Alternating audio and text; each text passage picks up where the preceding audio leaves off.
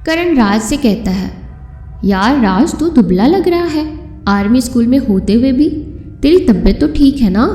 राज, नहीं तो मुझे क्या हुआ है, मैं तो बिल्कुल ठीक हूँ। करण की बात को ध्यान ना देते हुए राज खाना खाकर सो गया। तुम भी सो जाओ करण, सुबह दौड़ने भी तो जाना है। सुबह 3 बजे राज उठकर फ्रेश वगैरह होकर चला गया। करण सोच में पड़ गया कि वो सुबह 5 बजे भी तो जा सकता है और ऐसे रोज जाता है जैसे उसे कोई पुकार रहा हो। सुबह का वक्त, ठंड का मौसम, घना कोहरा और अंधकार। राज दौड़ते हुए गांव के एक पुल के पास पहुंचा। रुक कर इधर उधर देखने लगा, मानो उसकी आंखें किसी को ढूंढ रही हो। तभी पीछे से कंधे में हाथ रखते हुए अनामिका बोली, क्यों राज बाबू, मुझे ही ढूंढ रहे हो ना? राज झटके से पलटते हुए, उफ अनामिका, तुमने तो मुझे डरा ही दिया। अनामिका हंसते हुए, इतने में डर गए राज बाबू? गांव में आए हुए 2 महीने हो गए हैं आपको, और अभी भी इस जगह को और मुझे जान नहीं पाए? राज अनामिका को अपनी बाहों में खींचते हुए, अभी तो और भी जानना चाहता हूँ अनामिका, शर्माते हुए। अच्छा किसे? राज, तुम्हें और किसे? अपना जो बनाना है। अनामिका शर्माते हुए भाग गई और जाते जाते बोली, मुझे तो नहीं जान पाओगे राज बाबू, कल मिलेंगे। राज अनामिका को बोलता है, अरे रुको तो, रोज भाग जाती हो तुम यार, चिल्लाते हुए। अच्छा कल मिलते हैं कहकर अपनी रनिंग पूरी करके वापस हॉस्टल आया। उसे आते आते ऐसा एहसास हुआ कि कोई उसका पीछा कर रहा हो। रास्ते में उसने पलटकर देखा तो कोई नहीं था। जब से वह पुलिया गांव आया था ट्रेनिंग के लिए, तभी से हर वक्त ऐसा एहसास होता था जैसे कोई हर पल उसके साथ है। जब वो चल रहा होता है, ऐसा लगता है जैसे कोई उसके साथ चल रहा हो, और वो दिन ब दिन दुबला होता जा रहा था। पर वो इन सब चीज़ों में ध्यान ना देते हुए अपनी ट्रेनिंग में पूरी जान लगा रहा था। पूरा दिन पढ़ाई और ट्रेनिंग खत्म होने के बाद वो और करण खाना खाकर रूम में आए। करण बोला, यार तुझसे एक बात पूछनी थी, तूने ध्यान दिया है खुद पर? तू काफ़ी दुबला होता जा रहा है। यहाँ पर ट्रेनिंग के लिए आए लड़के हट्टे कट्टे होते जा रहे हैं। तुम्हें नहीं लगता हमें एक बार डॉक्टर से इस बारे में सलाह लेनी चाहिए? राज चीढ़ कर बोला, फिर वही बात यार, मैंने कहा ना मुझे कुछ नहीं हुआ है, मैं बिल्कुल ठीक हूँ, स्वस्थ हूँ, बस थोड़ी सी कमजोरी महसूस हो रहा है काफ़ी दिनों से, बस वही वजह होगी। तू सो जा और मुझसे दोबारा ये बात करना भी मत। करण राज के लिए फिक्रमंद था और उसे कुछ भी समझ नहीं आ रहा था। अपने दोस्त के बदले हुए बर्ताव को वो भाप नहीं सक रहा था। उसने सोचा अगली सुबह वो राज के पीछे जाएगा और देखेगा कि वो कहाँ जाता है। उसी रात 1 बजे राज की नींद अचानक एक आवाज़ से खुली। वो उठकर सुनने की कोशिश करने लगा कि आवाज़ आ कहाँ से रही है। उसने करण को उठाने की कोशिश की। राज, अबे उठ ना करण, यार कुछ आवाज़ें आ रही है बाहर से। करण, सोने देना यार, मुझे कोई आवाज़ नहीं आ रही है। राज अकेले बाहर की ओर गया। आवाज़ें बाथरूम से आ रही थी और किसी औरत के रोने की आवाज़ें थी जो सिसक सिसक कर रो रही थी। राज बिना डरे बाथरूम के अंदर जाकर बोला, कौन है वहाँ, कोई है क्या? उसने देखा एक औरत एक कोने में लंबे लंबे खुले बालों से चेहरा छिपाए हुए रो रही है।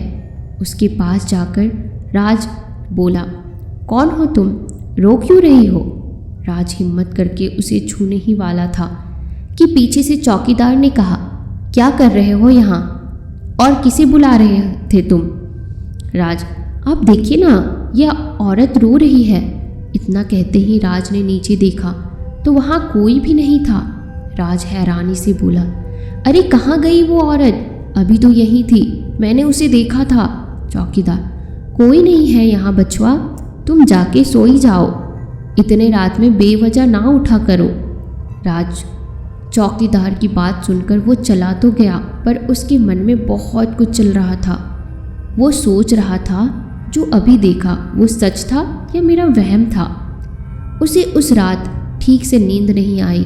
वो बार बार जो बाथरूम में हुआ उसके बारे में सोच रहा था। फिर रात के 3 बजे अलार्म बजा।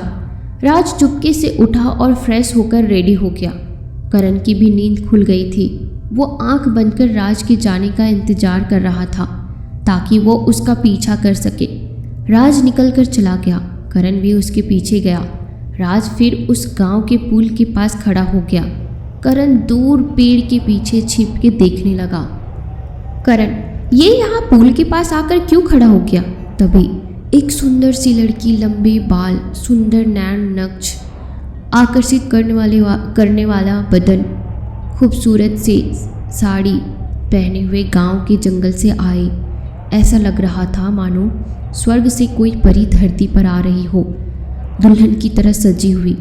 करण बोलता है, कितनी खूबसूरत लड़की है यार, मुझे मिल जाए तो मैं यहीं शादी कर लूँ, पर किस्मत तो मेरे यार की अच्छी है। ऐसा कहकर वो वापस चला गया। राज, आज तुम लेट हो गई हो मेरी जान। मैं एकदम टाइम पर हूँ। अनामिका, हाँ जी, तो क्या हुआ? रोज़ तो मैं आती हूँ ना, तुम तो सिर्फ आज ही आए हो।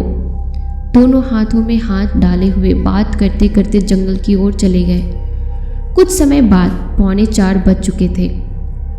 वो दोनों एक दूसरे के बाहों में खोए हुए थे, एक दूसरे को किस कर रहे थे। तभी अनामिका उठ खड़ी हुई, मानो उसे बहुत जल्दी हो जाने की।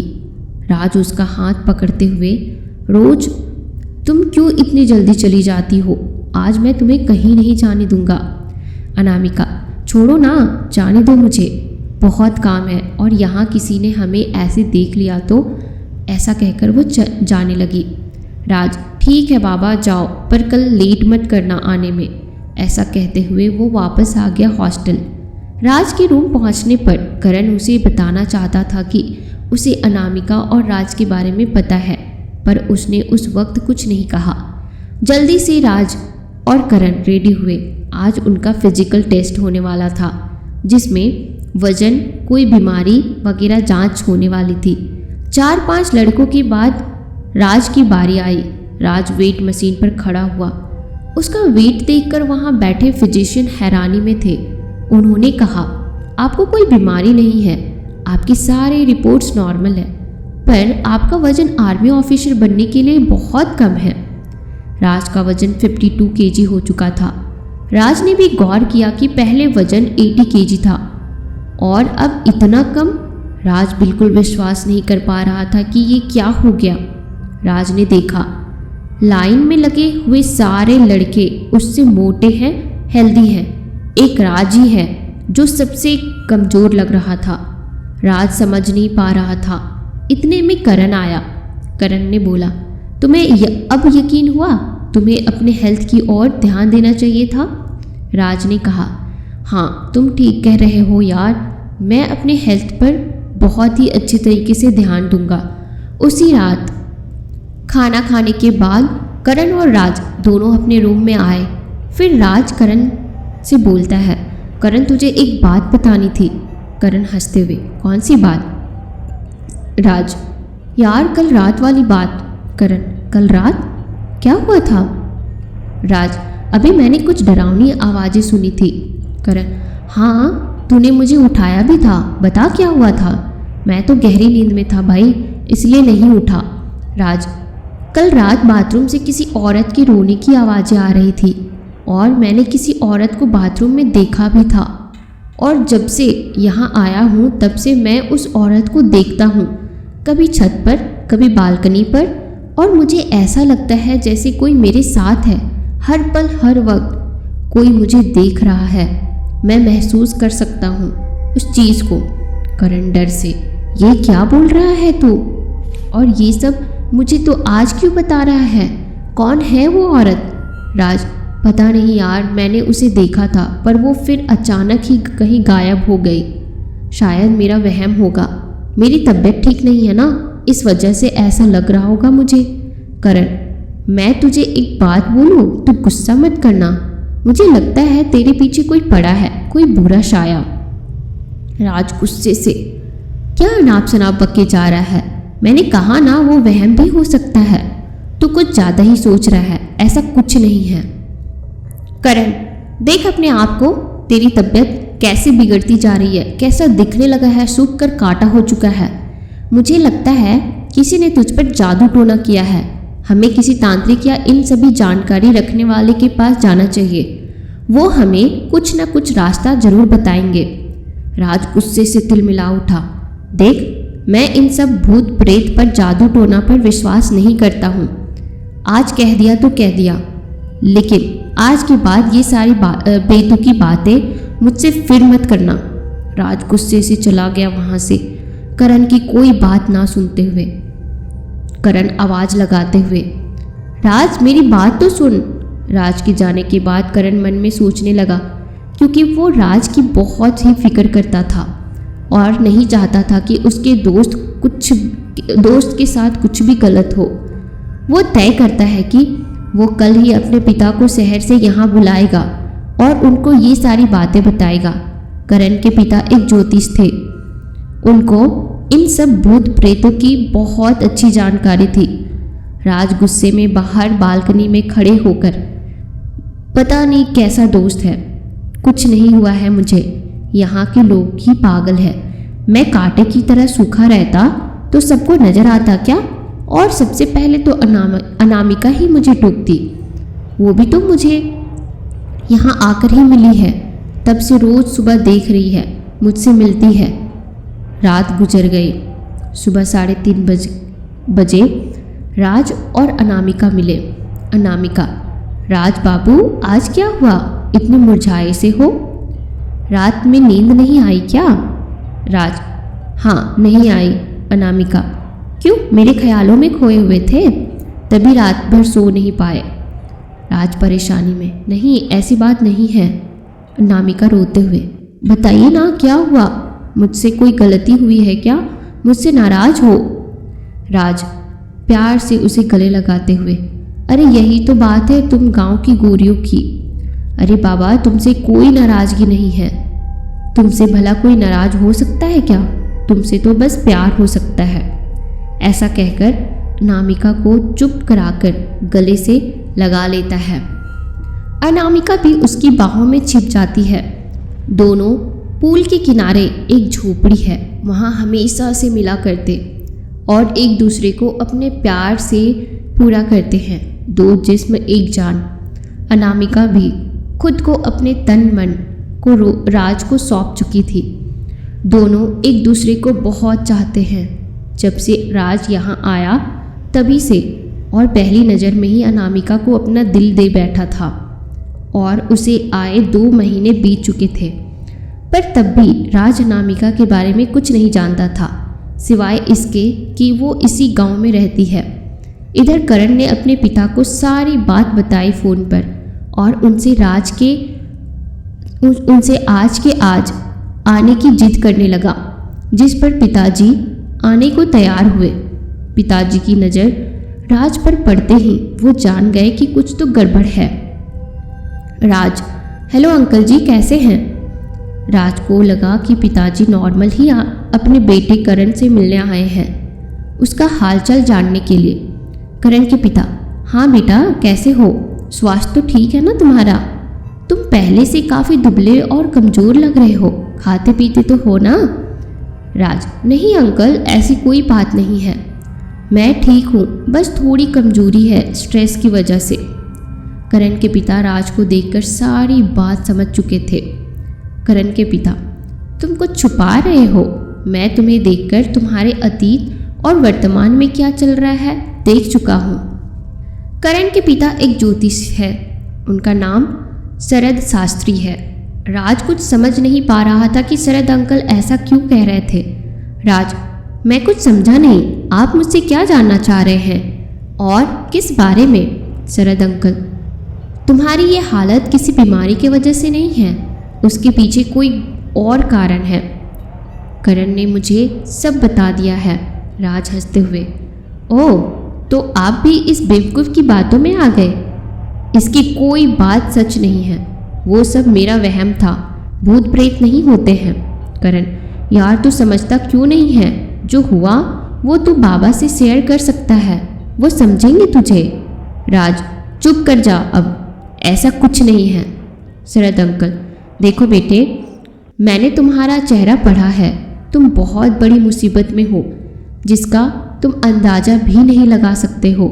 तुम्हारे साथ तुम्हारे पास हर वक्त कोई बुरा साया चलता है और जिससे तुम मिलने जाते हो रोज़ सुबह, जिस पर तुम सबसे ज़्यादा विश्वास करते हो, वो तुम्हें धोखा दे रही है। राज को शरद की बात का आश्चर्य हुआ कि उन्हें कैसे पता कि मैं किसी से मिलने जाता हूँ, पर उसने सोचा तुक्का मार लिया होगा उन्होंने। राज चिढ़कर, क्या कह रहे हैं अंकल आप? मैं आप लोगों की तरह अंधविश्वासी नहीं हूँ और आप ये क्या कह रहे हैं मैं किसी से भी नहीं मिलता हूँ। शरद अंकल, मैं अच्छी तरह जानता हूँ तुम किससे मिलते हो और किस हद तक तुम्हारा रिश्ता है उस लड़की के साथ। राज, देखिए अंकल, मैं आपकी बहुत इज्जत करता हूँ। इसका मतलब ये नहीं कि आप मेरी निजी मामलों में दखल दें, आपको कोई हक नहीं है।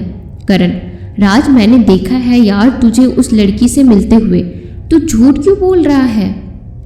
राज गुस्से से, तूने मेरी जासूसी की?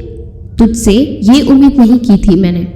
करण, तू रोज़ 3 बजे जाता है जबकि बाकी लड़के 4:30 बजे तक रनिंग के लिए जाते थे, तो बस वही पता करने के लिए मैंने तेरा पीछा किया था।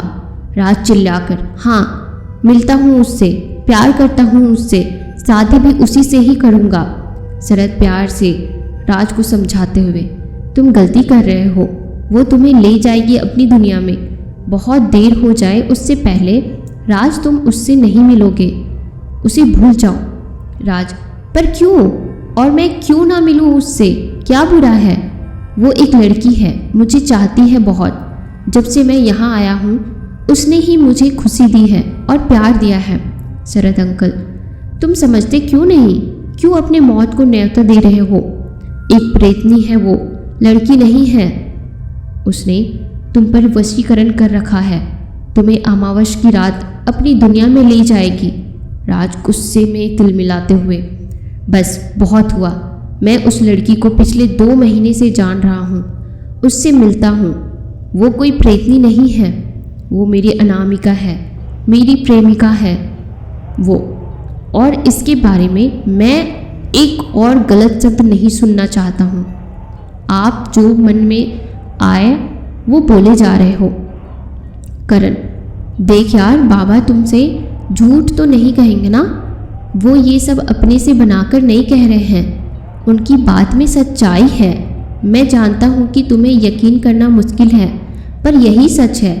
तुम इस बात को जितना जल्दी स्वीकार करोगे उतना जल्दी तुम उस प्रेतनी से आज़ाद हो जाओगे। राज, तेरे बाबा के पास क्या सबूत है कि मेरी अनामिका प्रेतनी है? कुछ भी बोल रहे हैं। शरद अंकल, ठीक है, मैं तुम्हें सबूत देता हूँ, ये लो, ये रक्षा सूत्र है। शरद अंकल ने राज को एक रक्षा सूत्र दिया और कहा कि कल सुबह जब तुम उससे मिलोगे। इतना कहा ही था कि राज ने गुस्से से उस रक्षा सूत्र को फेंक दिया। राज, मुझे किसी रक्षा सूत्र की जरूरत नहीं है अपने प्रेम को परखने के लिए। मेरा अनामिका पर विश्वास ही काफ़ी है। आप यहाँ से चले जाइए और मैं कुछ नहीं सुनना चाहता हूँ। शरद अंकल, तुम मेरे बेटे जैसा हो, मैं तुम्हारी भलाई के लिए ये सब कह रहा हूँ। अच्छा, तुम मेरी एक बात का जवाब दो, वो तुमसे रात 3 से 4 बजे के बीच ही क्यों मिलती है? वो तुम्हें 4 बजने के पहले ही छोड़कर चली क्यों जाती है? राज कुछ देर उलझन में पड़ा रहा, क्योंकि उसे भी आज तक अनामिका ने नहीं बताया था कि वो उससे मध्य रात्रि ही क्यों मिलती है। और अनामिका ने कसम दे रखी थी उसे कि जब वो जंगलों में वापस लौट रही हो तो उसका पीछा ना करे। शरद अंकल, क्यों नहीं पता तुम्हें? मैं बताता हूँ, क्योंकि वो एक प्रेतनी है जो सिर्फ रात में अपने पूरे शरीर से दिखाई पड़ती है, और जिस समय में तुम उससे मिलते हो वो मध्य रात्रि 3 से 4 बजे के बीच भूत प्रेतों, पिशाच, प्रेत प्रेतनी की शक्ति प्रबल होती है।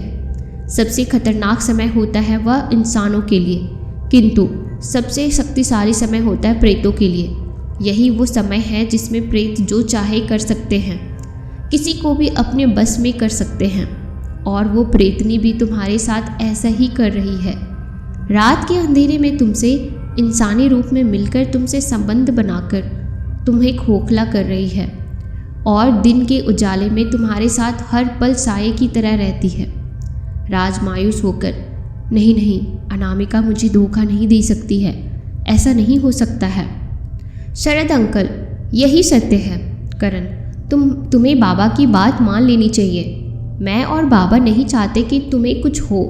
प्लीज़ यार मेरी बात मान जा।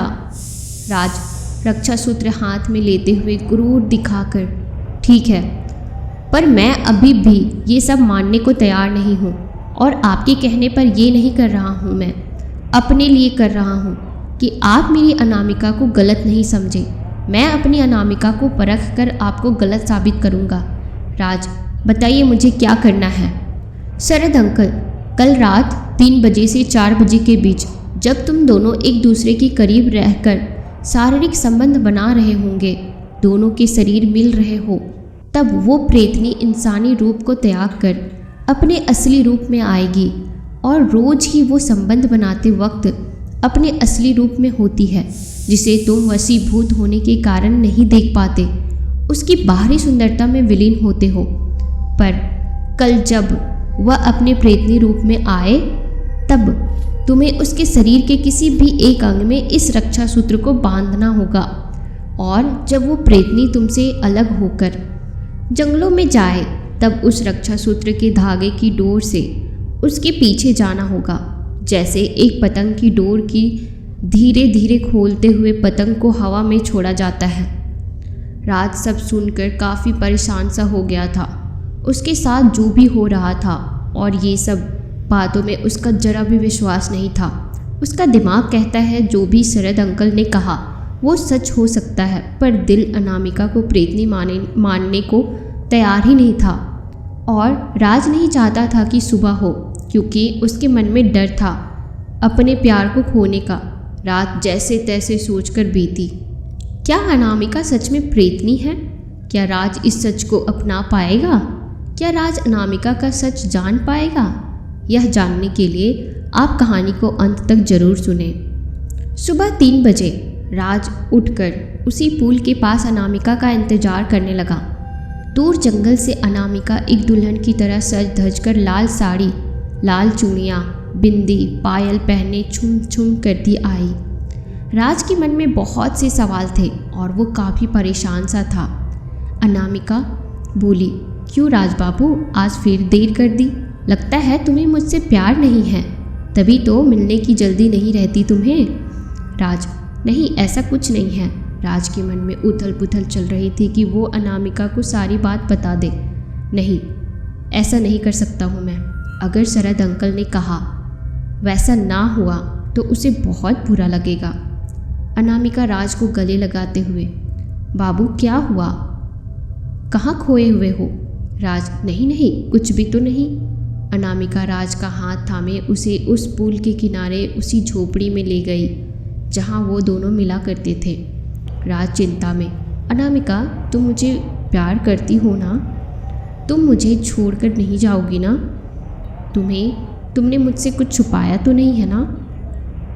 अनामिका राज को खींचते हुए, इन आँखों में तुम्हें प्यार नहीं आता क्या? मैं तुम्हें बहुत चाहती हूँ। राज खुश हुआ और उसे सीने से लगा लिया। अनामिका, मैं आज जाहिर करना चाहती हूँ कि मैं तुमसे कितना प्यार करती हूँ। और राज के कंधे पर दोनों हाथ डालकर उसके बहुत करीब आकर, राज, आज मैं तुम्हें हमेशा के लिए अपना बना लूँगी। ठंड का मौसम। उस झोपड़ी में लकड़ियों में आग जल रही थी। दोनों एक दूसरे के बहुत करीब थे, एक दूसरे की गर्म सांसें महसूस कर रहे थे। राज पूरी तरह से बहक चुका था।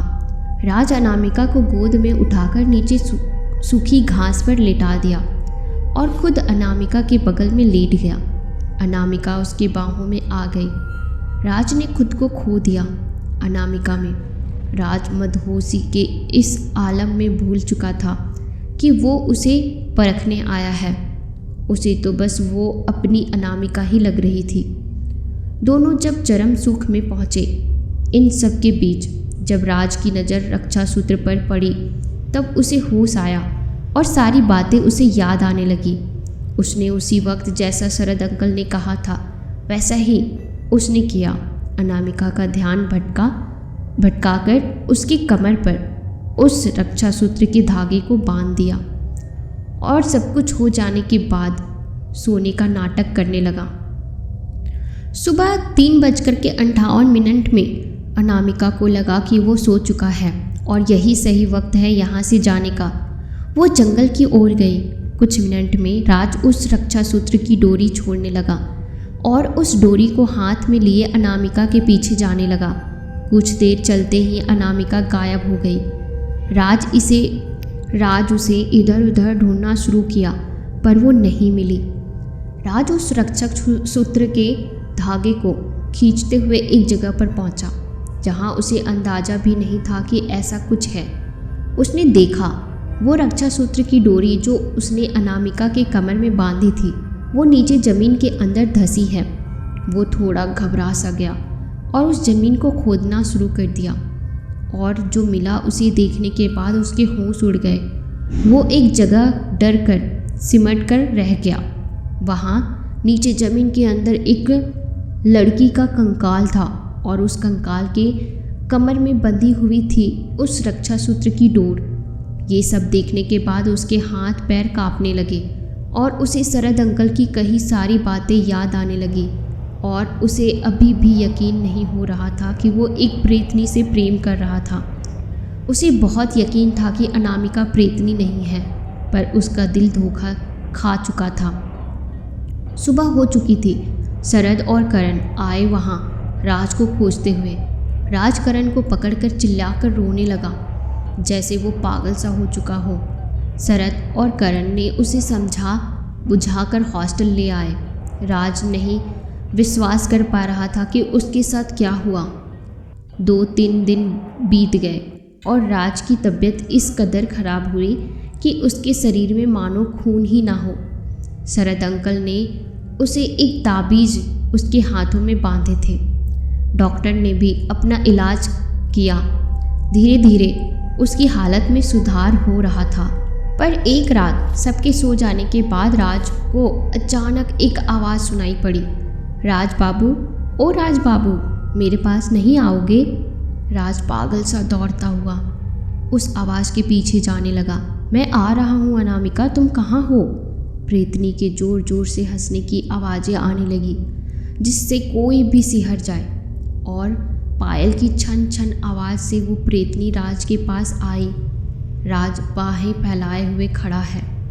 प्रेतनी के करीब आते ही राज ने उसका भयानक रूप पहली बार देखा। प्रेतनी के लंबे बाल, लाल आंखें, चेहरे पर कटे फटे निशान, भयानक सा चेहरा, लंबे नाखून, उसके पैर उल्टे थे। ऐसा रूप देखकर कोई भी प्राण खो दे। प्रेतनी गुस्से से भयानक सी आवाज़ में बोली, मैं तेरी कोई अनामिका नहीं हूँ, तुझे लेने आई हूँ, तेरा खून पीने आई हूँ। तुम सारे मर्द एक जैसे होते हो, तुझे जिंदा नहीं छोड़ूंगी। तूने भी मेरा इस्तेमाल किया है, तूने भी मुझे धोखा दिया है। और उस प्रेतनी ने उसका गला दबाकर ऊपर हवा में टांग दी। राज छटपटाते हुए, छोड़ दो मुझे, प्लीज़ छोड़ दो। राज के आंखों के सामने अंधेरा सा छा गया। उसे देखकर बेहोश सा हो गया। सुबह जब उसकी आंखें खुली तो वो हॉस्पिटल में था। उसे होश आते ही उसने सारी बात शरद अंकल से कही और उनसे माफ़ी भी मांगी। शरद ने अपनी ज्योतिषी तंत्र विद्या का प्रयोग कर उस प्रेतनी को वहीं उस जंगल में जिस जगह उस प्रेतनी का कंकाल मिला था उसे बांध दिया। अब वो उस एरिया के बाहर कदम नहीं रख पाएगी और किसी को परेशान भी नहीं कर पाएगी। बाद में पता चला कि बहुत साल पहले पुलिया गांव में अनामिका नाम की एक लड़की ने आत्महत्या की थी क्योंकि उसके प्रेमी ने शादी का झांसा देकर उसका शोषण किया और उससे बिना शादी किए गांव से भाग गया। अनामिका ये चीज़ बर्दाश्त न कर पाई और उसने आत्महत्या कर दिया। आत्महत्या करने के कारण उसकी आत्मा भटकती रही और वो प्रेत योनि हो गई, जिसकी वजह से जब तक उसकी जीवन की आयु रही होगी वो तब तक प्रेत योनि में रहकर उस आयु को पूरा करेगी। और राज वहाँ रोज़ सुबह 3 बजे जब वो सबसे शक्तिशाली होते हैं उनके समय में वहाँ उस पेड़ से गुजरता था जहाँ उस प्रेतनी की लाश थी। इसलिए उसने राज को अपना निशाना बनाया। राज कुछ महीनों तक डिप्रेशन में रहा। उस हादसे को भूलने में उसे काफ़ी समय लगा और उसने इस हादसे के बाद पुलिया गांव छोड़ दिया, शहर लौट आया। आज इस हादसे को 8 साल गुजर चुके हैं। राज आर्मी का जवान बन चुका है, अपने देश के लिए कुछ भी कर सकने की चाह लिए। अब उसका प्रेम अपने देश के लिए है। राज की शादी हो चुकी है और वो अपने परिवार के साथ काफ़ी खुश है, पर आज भी वो उस गांव और उस हादसे के बारे में सोचकर सहम सा जाता है। देखा दोस्तों, प्यार करें पर जिससे आप प्यार करते हैं उनके बारे में जान लें, कहीं कोई आपको धोखा ना दे दे। ऐसा नहीं है कि सबके साथ ऐसा हो, और आज के ज़माने में इंसान ही काफ़ी है चोट पहुंचाने के लिए। भूतों की क्या ज़रूरत है। जोक सपाट, क्या आपको लगता है कि भूत होते हैं? आप मुझे कमेंट सेक्शन में ज़रूर बताना। और अगर आपको ये मेरी कहानी अच्छी लगी तो आप मेरे चैनल को सब्सक्राइब ज़रूर करना, ताकि आप इसी तरह की मज़ेदार कहानियाँ सुनते रहो। यार जल्दी से मेरे चैनल को सब्सक्राइब करो अभी। 5 साल हो गए उस बात को गुजरे हुए, लेकिन आज भी जब वो दिन याद आता है तो दिल दहल जाता है, शरीर कांपने लगता है। सोचती हूँ अगर उसने मदद नहीं की होती तो आज हमारा क्या होता। मैं बचपन से ही बहुत खूबसूरत थी और जवानी में कदम रखते ही मेरा सौंदर्य हर किसी के आकर्षण का केंद्र बन गया था। अपनी खूबसूरती पर मुझे बहुत गुमान होने लगा था और मैं किसी से सीधे मुंह बात तक नहीं करती थी। मेरे कॉलेज के ही एक लड़के रोहन को मुझसे प्यार हो गया। एक दिन उसने डरते डरते मुझसे अपने दिल की बात की, लेकिन मैंने अपनी खूबसूरती के घमंड में पूरे कॉलेज के सामने उसकी बहुत बेइज्जती की, लेकिन उसने मेरी किसी भी बात का कोई उत्तर नहीं दिया। वो अपनी बेइज्जती चुपचाप सुनता रहा और देखता रहा, और फिर मुझसे माफ़ी मांगते हुए वहाँ से चला गया। सबके सामने उसकी बेइज्जती कर मैं अपने आप पर और इतराने लगी थी और मन ही मन खुश हो रही थी। उस घटना के बाद वो आते जाते दिखता तो था, लेकिन ना कभी मेरी तरफ देखा और ना ही बात करने की कोशिश की। ऐसे ही कई दिन गुजर गए। एक दिन मैं कॉलेज से लौट रही थी कि अचानक मेरी स्कूटी रास्ते में बंद हो गई और बहुत कोशिशों के बाद भी स्टार्ट नहीं हुई। मुझे समझ नहीं आ रहा था कि क्या करूं। तभी मुझे रोहन आता दिखाई पड़ा। सौम्या, क्या हुआ? मुझे सुनसान रास्ते पर अकेले खड़ा देखकर बोला, लेकिन मैंने मुंह बनाते हुए उसकी बात का कोई जवाब नहीं दिया।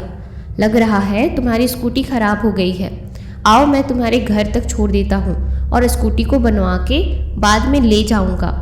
कोई ज़रूरत नहीं है मुझे तुम्हारी सहायता की, मैं अपनी मदद खुद कर सकती हूँ। मुझे पता है कि तुम अपनी मदद खुद कर सकती हो, लेकिन अभी तो मेरे साथ चलो। यहाँ दूर दूर तक कोई गैरेज नहीं है, अभी चलो मेरे साथ। मैं तुम्हारे साथ नहीं जाऊँगी। ये कैसे सोच लिया कि मैं तुम्हारे साथ चली जाऊँगी? मुझे पता है तुम मुझे देखना भी नहीं चाहती, मुझसे नफरत करती हो, लेकिन उस दिन के लिए मैं तुमसे माफ़ी मांग चुका हूँ। प्लीज़ सौम्या, अभी चलो। मैंने कहा ना, मुझे तुम्हारे साथ नहीं जाना। एक बार में बात समझ नहीं आती क्या? जाओ यहाँ से और अपना काम करो, तेजी से उसे झिड़कते हुए बोली। तभी दूर से एक कार आती दिखाई दी। वो मेरे ही कॉलेज के एक लड़के लक्की की थी। अरे सौम्या, तुम यहाँ? लग रहा है तुम्हारी स्कूटी खराब हो गई है, आओ मैं तुम्हें घर छोड़ देता हूँ। नहीं लक्की, अभी सही हो जाएगा। क्या यार सौम्या, तुम भी ना, आओ मैं घर छोड़ देता हूँ। अरे ये रवि तुम्हारी स्कूटी ठीक करवाकर घर ले जाएगा। अपने दोस्त रवि से मेरी स्कूटी को ठीक कराकर घर लाने को कह मुझे बैठने को कहा।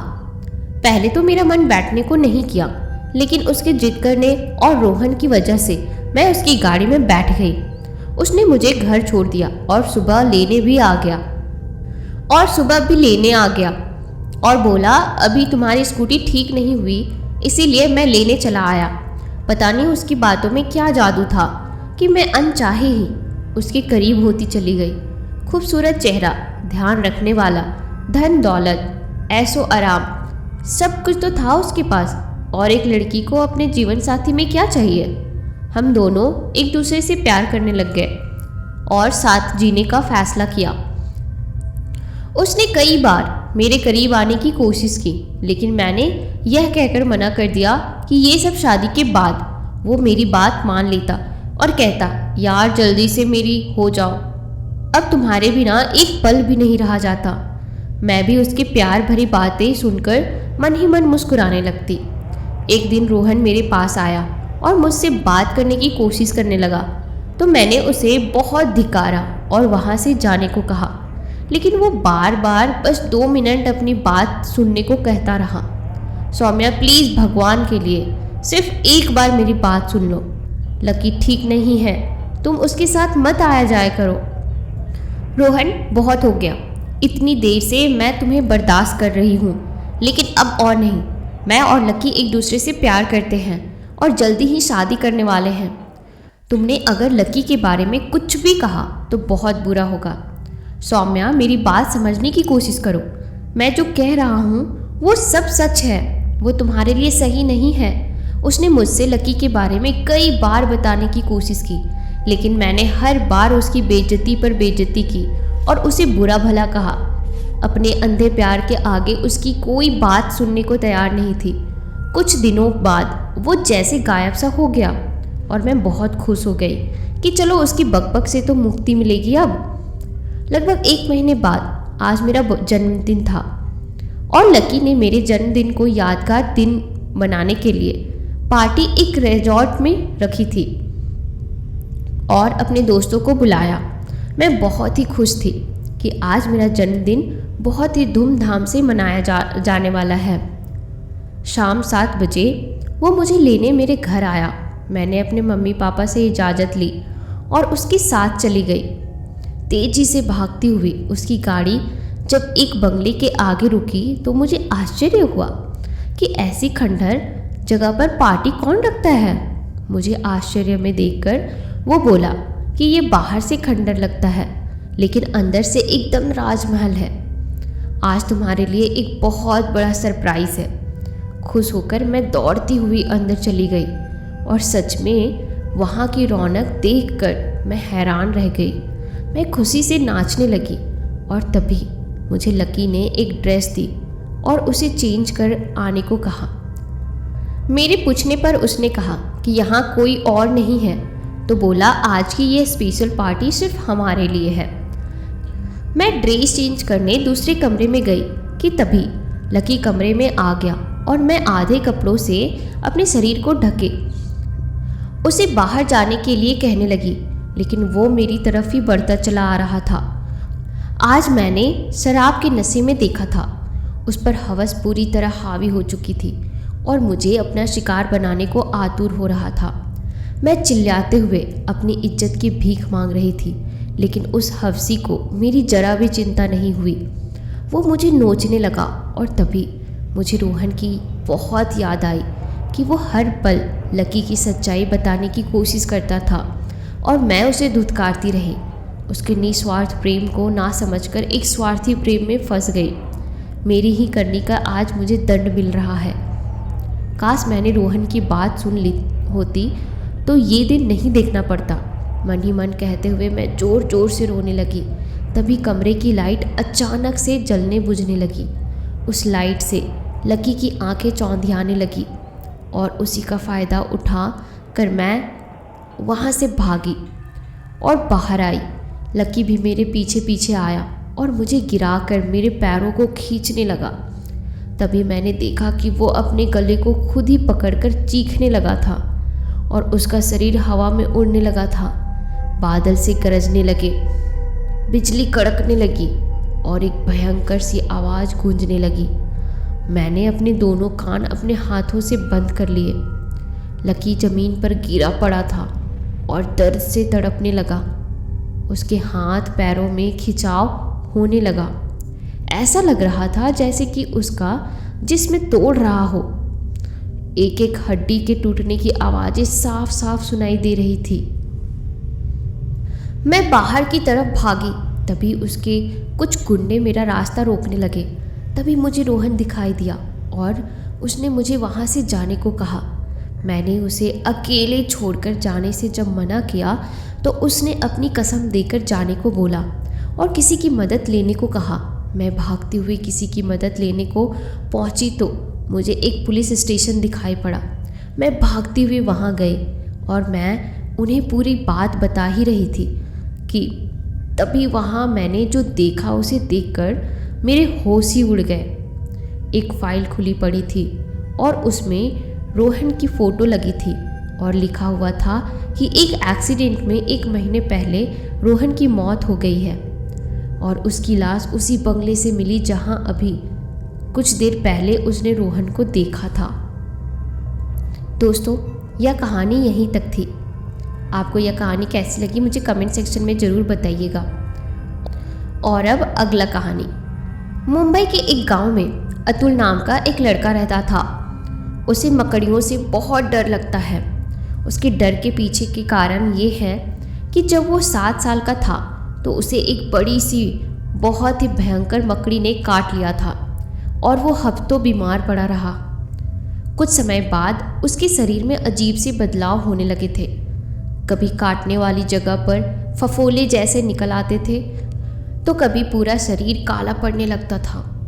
लेकिन सबसे बड़ी परेशानी तो तब हुई जब वो अधिकतर सोते समय उसी बड़ी सी मकड़ी को सपने में अपने पास आते देखता था और उससे बचने के लिए अंधेरे में दूर दूर तक भागता रहता था।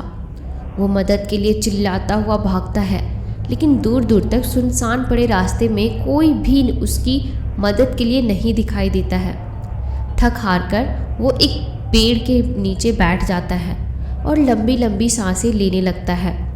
आसपास कोई ना देखकर वो थोड़ा सुकून से सांस लेते हुए ऊपर की तरफ देखता है तो वहाँ हरे रंग की एक तेज रोशनी निकलने लगती है और अचानक से ढेर सी मकड़ियाँ उसके ऊपर गिरने लगती है। वो एक भयानक सी चीख के साथ उठ जाता है और पूरा शरीर पसीने पसीने हो जाता है। हर बार वही सपना और हर बार वही डर। उसे समझ नहीं आ रहा था कि आखिर उसके साथ हो क्या रहा है। ऐसे ही करते करते इसी डर और सपने के साथ आज वो 17 साल का हो गया था। लेकिन मकड़ियों से उसका डर अभी भी वैसा ही था जैसा बचपन में था। उसके सभी दोस्त उसकी इस कमजोरी को जानते थे और वो उसे चिढ़ाने या काम करवाने के लिए इसकी डर का सहारा लेते थे। अतुल अपने इस डर से बहुत परेशान हो चुका था। वो इस डर से मुक्ति पाना चाहता था, लेकिन उसे समझ नहीं आ रहा था कि वो क्या करे। एक दिन कॉलेज से वापस लौटते समय उसने देखा एक जगह भीड़ लगी हुई थी, तो उसने वहां जाकर देखा एक संत महात्मा प्रवचन सुना रहे थे। उनके प्रवचन में इतना आकर्षण था कि अतुल भी उनसे प्रभावित हुए बिना रह नहीं पाया। वो संत महात्मा सभी समस्याओं को सुनकर उनका समाधान भी बता रहे थे। तो अतुल ने सोचा क्यों ना महात्मा को एक बार अपने इस डर से अवगत कराए, क्या पता उसके भी इस सपने और डर का कोई इलाज मिल जाए। इसीलिए उसने वहाँ उपस्थित सभी लोगों के जाने के बाद एकांत में उन संत महात्मा के पास गया और अपनी पूरी बात उन्हें विस्तार में बताया। अतुल ने कहा कि वो अमावस्या की रात थी क्योंकि आकाश में चांद नहीं था और घना अंधेरा छाया हुआ था और उसका 18वां जन्मदिन धूमधाम से मनाया जा रहा है। और खाना पीना खाने के बाद जब वो अपने बिस्तर पर लेटकर सोने की कोशिश करता है तो उसे अपने कमरे की खिड़की से एक हरे रंग की रोशनी नज़र आती है, जिससे उसकी आंखें चौंधिया जाती है और वो उसे देखने के लिए बाहर निकलता है। उसे बाहर कोई भी नहीं दिखाई देता और वो रोशनी भी गायब हो जाती है। तो वो वापस अपने कमरे की तरफ लौटने लगता है तो सामने एक बड़ी सी मकड़ी अपनी बड़ी बड़ी आँखों से उसे घूरे जा रही थी और फिर वो 1 मिनट रुक उसकी तरफ बढ़ने लगती है और मैं उससे बचने के लिए भागता हूँ। पता नहीं क्यों जब देखो मुझे एक ही तरह का सपना क्यों बार बार परेशान करता है। अब आप ही मेरी कुछ मदद कीजिए। कहते हुए अतुल उनके आगे नतमस्तक हो गया। बेटा परेशान मत हो और मेरी बात ध्यान से सुनो। जैसा कि तुमने बताया कि तुम्हारा 18वें जन्मदिन के ही सपना बार बार दिखते हैं, तो तुम कब 18 साल के हो रहे हो? बाबा, परसों ही मैं 18 साल का हो जाऊंगा। तो ये समझ लो कि इस सपने का रहस्य तुम्हें उसी दिन पता चलेगा। इस सपने का बार बार आना तुम्हारे जीवन की एक घटना ही है जो इस दिन होगी, लेकिन तुम परेशान मत हो, सब ठीक हो जाएगा। तुम ये रख लो, ये वहाँ तुम्हारी मदद करेगा। एक डिबिया देते हुए बाबा कहते हैं। क्या है बाबा इसमें? अतुल उस डिबिया को खोलने लगता है, लेकिन बाबा उसे रोक देते हैं। नहीं बेटा, अभी इसे मत खोलो। जब तुम्हें सबसे ज़्यादा डर लगे या फिर तुम्हें समझ ना आए कि क्या करें, इसे तब खोलना। अब तुम निश्चित होकर घर जाओ। ईश्वर तुम्हारी हर मनोकामना पूर्ण करे। आशीर्वाद देते हुए बाबा ने अतुल को विदा किया। 2 दिन बाद अतुल के 18वें जन्मदिन पर 10 बजे के लगभग सब काम करने के बाद वो लेट जाता है और उसकी आंख लग जाती है। लेकिन थोड़ी देर बाद उसे वही सपना फिर आता है और वो उस हरी रोशनी के पीछे जाता है और फिर मकड़ी के डर से भागने लगता है। भागते भागते वो एक जंगल में पहुंच जाता है। चारों तरफ घना अंधेरा, झींगुरों की आवाज़ माहौल को और भी भयभीत बना रही थी। अतुल की डर से बुरा हाल हो रहा था। भयभीत और कांपता हुआ अतुल बरगद के पेड़ के नीचे बैठ जाता है। तभी उसे वहाँ किसी के आने की आहट आने लगती है। वो इधर उधर देखता है, लेकिन उसे कोई भी नज़र नहीं आता। थोड़ी देर बाद फिर से आवाज़ें आने लगती हैं, तो देखने पर पता चलता है कि मकड़ियों के झुंड की एक लंबी कतार उसकी तरफ बढ़ रही थी। वो डरते हुए आहिस्ता आहिस्ता पीछे की तरफ अपने कदमों से बढ़ने लगता है, तो एक पत्थर से टकराकर वो नीचे की तरफ गिर जाता है। सभी मकड़ियाँ उसे चारों ओर से घेर लेती है। वो कांपता हुआ उसी जगह बैठ जाता है। तभी उसे दूर से एक काले रंग की बड़ी बड़ी लाल आंखों वाली विकराल मकड़ी आती हुई दिखाई देती है। अतुल का डर से बुरा हाल था, क्योंकि वो मकड़ियों की कैद में होने से वहाँ से भागने में भी असमर्थ था। वो बड़ी सी मकड़ी एक करीब आकार अतुल पर हमला करने ही वाली थी कि अतुल ने अपने हाथों से अपने चेहरे को ढक लिया। इसी हड़बड़ाहट में उसके हाथ से बाबा द्वारा दी गई डिबिया गिरकर खुल गई और उससे एक अंगूठी निकली, जिससे बहुत तेज हरे रंग की रोशनी निकलने लगी और उस रोशनी से वहाँ एक अजनबी प्रकट हो गया। उस अजनबी में ने जमीन पर पड़ी अंगूठी को उठा लिया और उसे अपनी उंगली में पहनकर उन मकड़ियों के झुंड की तरफ की, जिससे निकलने वाली तेज रोशनी से वहाँ उपस्थित सभी मकड़ियाँ एक पल में ही गायब हो गई और फिर वो अजनबी भी गायब हो गया। शांति महसूस होने पर जब अतुल ने आंखें खोली तो वहाँ कोई भी नहीं था। उसने राहत की सांस ली और अपने घर की तरफ वापस आ गए। तभी अतुल की नींद खुल जाती है, तो वो बाबा द्वारा दी गई डिबिया देखने लगता है, लेकिन वहाँ कोई भी डिबिया नहीं होती है। अतुल ये देख के आश्चर्य हो जाता है कि अभी जो उसने देखा या उसके साथ हुआ वो सपना था या सच।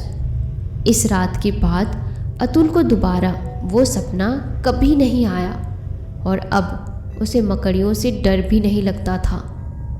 तो दोस्तों, क्या आपको भी मकड़ियों से डर लगता है? कमेंट सेक्शन में ज़रूर बताइए।